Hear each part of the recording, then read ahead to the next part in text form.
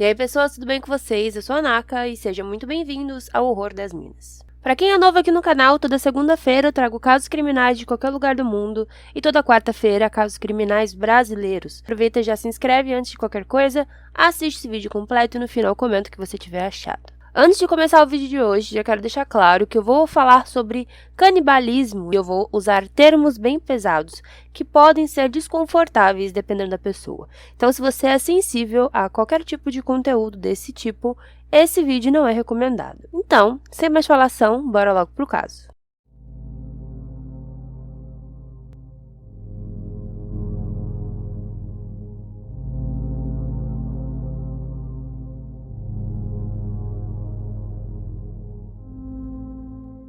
Issei Sagawa nasceu no dia 26 de abril de 1949 na cidade de Kobe, em Hyogo, lá no Japão. Ele nasceu prematuro, sempre foi muito pequeno, bem magro, e quando criança, logo depois que ele nasceu, na verdade, ele desenvolveu enterite, que é uma inflamação no intestino. E por conta disso, ele sempre foi muito sensível, frágil e passou a vida inteira passando por diversos tratamentos. Durante a juventude, ele começou a ser considerado bem tímido e introvertido. Ele criou uma fixação muito grande pela literatura, pela arte, não tinha muitos amigos e se tornou um jovem muito inteligente, podendo falar facilmente sobre qualquer coisa, qualquer assunto. Ainda quando ele era criança, na primeira série, ele viu a coxa de um dos amigos da sua sala.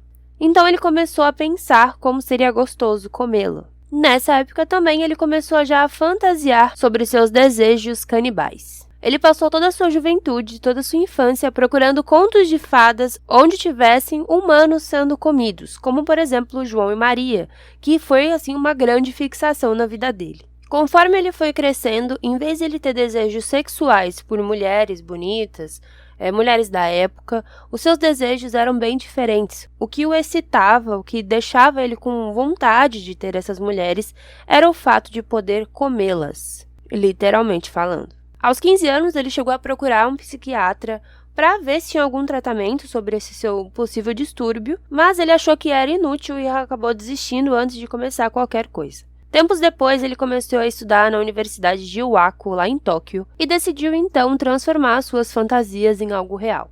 Ele seguiu uma mulher alemã bem alta, o que, como eu disse, ele era uma pessoa bem pequena, então ele focava em pessoas altas. Então ele seguiu essa mulher até sua casa, invadiu seu apartamento, enquanto ela dormia.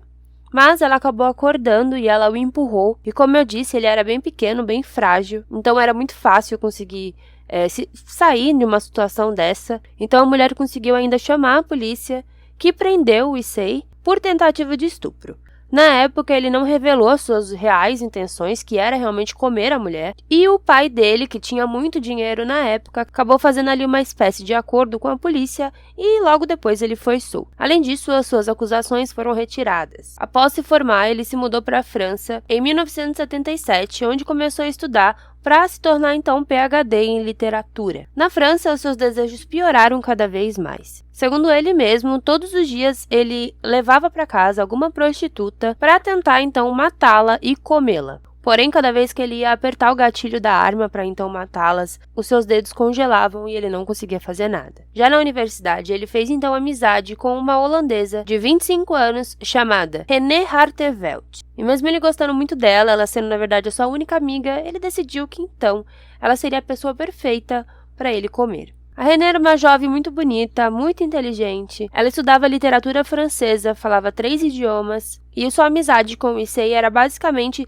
discutir alguma poesia. Eles conversavam bastante sobre pintura, sobre arte, sobre literatura francesa. Além disso, ela não o tratava com indiferença por conta do seu porte físico, nem nada do tipo. E eles frequentemente se encontravam para tomar chá, conversar e até dançarem juntos. Esses encontros aconteciam normalmente na casa dela ou na casa dele e ele nunca tinha tentado nada. Até que ele decidiu, então, botar a mão na massa e a convidou para um jantar em sua casa. E, obviamente, ela aceitou. No local, ele tentou atirar contra suas costas, mas a arma falhou e depois ela acabou indo embora e tudo certo. Novamente, ele marcou um outro encontro no dia 11 de junho de 1981. Enquanto ela estava lá, ele disse que queria gravá-la lendo uma poesia. Nesse dia também ele teria se declarado para a mulher, dizendo que a amava e que gostaria de fazer sexo com ela. Bem assim mesmo. Ela negou o ato, dizendo que ela gostava muito dele, mas apenas como amigo e que não passaria disso. Então a René começou a ler essa poesia enquanto o Issei gravava, até o momento que ele chegou próximo a ela e pelas suas costas ele atirou diretamente no seu pescoço, obviamente a matando na hora. Na época, o Issei tinha 32 anos e ela tinha 25. No momento do tiro, ele até desmaiou. Como eu disse, ele não aguentava muita coisa, ele era bem fragilizado. E quando ele acordou, ele viu ali que seu plano tinha dado certo. E o que ele decidiu primeiramente fazer ali no caso, seria fazer sexo com o cadáver de René. Durante o ato, ele tentou então arrancar pedaços de sua carne com a sua própria boca. Mas, como ele não conseguiu fazer aquilo, ele achava que seria muito mais fácil, ele comprou uma faca elétrica para começar a cortar os pedaços de carne do seu corpo. Ele conseguiu então comer pedaços de seus seios, seu rosto, suas nádegas, empilhou diversos pedaços da carne na geladeira e tirou foto desses pedaços de carne nos seus diversos estágios, seja cru e até cozido. Ele comeu todos os pedaços enquanto ele ouvia a gravação da René lendo a poesia. Inclusive, ele teria usado até a sua calcinha como uma forma de guardanapo. Segundo ele mesmo, a carne desmanchava na boca. Era um gosto muito bom, principalmente as coxas. E mesmo após ele ter tirado vários pedaços do corpo, ele ainda fez sexo mais uma vez com o que restou ali do cadáver. Finalizando o ato, ele viu que já não daria mais para continuar com o corpo ali, até porque o gosto já estava começando a ficar diferente. Segundo ele, conforme ele deixava na geladeira, a carne ia ficando cada vez mais doce. Ai, nojo.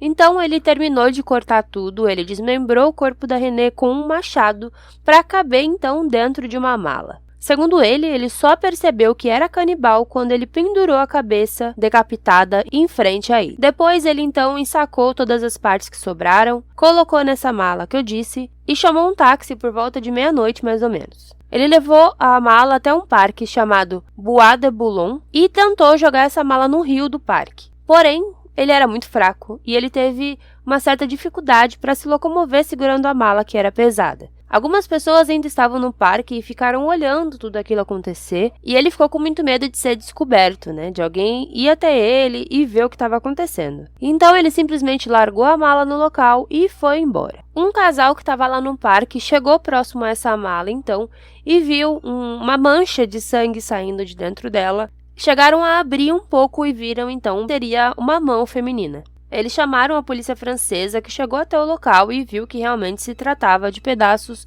desmembrados de uma mulher. A polícia então começou uma investigação para tentar localizar quem seria o dono daquela mala. 4 dias depois, eles chegaram até o Issei Sagawa, e na casa dele ainda tinha alguns pedaços da carne, incluindo os lábios da René. Ele confessou tudo com a maior naturalidade, até inclusive dando detalhes de tudo que ele teria feito. E disse também que ele teria doenças mentais. Ele mostrou as fotos que ele havia tirado, inclusive até os desenhos que ele havia feito planejando todo o crime. O juiz, então, sabendo de todo aquele caso, ele concluiu que o Issei realmente não era mentalmente competente para ser julgado de forma crítica ali da situação. Então ele foi sentenciado a ser internado em um hospital psiquiátrico e que passasse por tratamento. Na época, o psiquiatra da instituição, inclusive, disse que ele nunca seria curado. Como ele era de uma família bem rica no Japão, o seu pai novamente conseguiu um acordo que fez então a transferência do Issei lá da França para o Japão. Ele ficou em um hospital psiquiátrico lá em Tóquio em 1984. Porém, ele passou nesse local apenas 15 meses internado e foi liberado em 1985 após os psiquiatras do Japão alegarem que ele era completamente são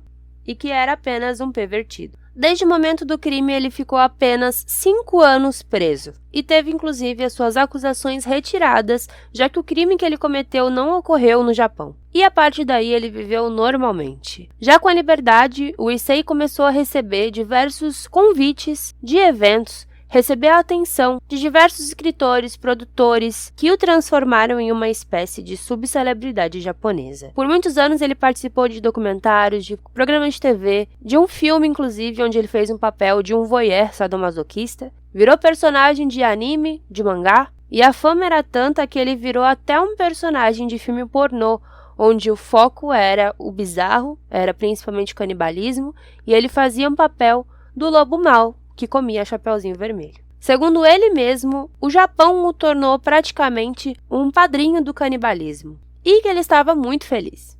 Inclusive, tem um documentário dele aqui no YouTube mesmo, onde tem várias entrevistas com ele. É bem bizarro de assistir, mas para quem quiser conhecer mais a história, vale a pena. E ele ainda diz que ele tem muita vontade de comer mulheres e que seu sonho era ser devorado por uma jovem ocidental, que essa seria, na verdade, o seu desejo de morte. Ele fala com muita naturalidade que o canibalismo é uma coisa bem natural, bem comum.